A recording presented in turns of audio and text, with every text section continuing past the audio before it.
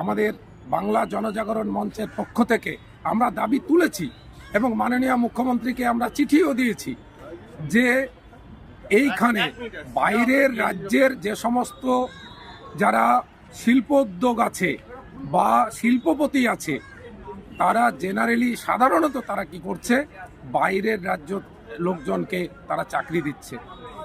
এবং আমাদের পশ্চিমবাংলায় আপনারা জানেন পশ্চিমবাংলার মেধার কিন্তু কোনো কমতি নেই, অথচ আমাদের উচ্চ মেধা সম্পন্ন গরিব ছেলে মেয়েকে, অর্থনৈতিকভাবে দুর্বল ছেলে মেয়েকে বাইরে যেতে হচ্ছে। তো অবশ্যই আমাদের এখানে যারা ভূমিপুত্র তাদের জন্য সংরক্ষণের দাবি আমরা আপনাদের মধ্য থেকেই রাখছি। ইতিমধ্যে আমরা মাননীয় মুখ্যমন্ত্রীকে আমরা চিঠিও করেছি।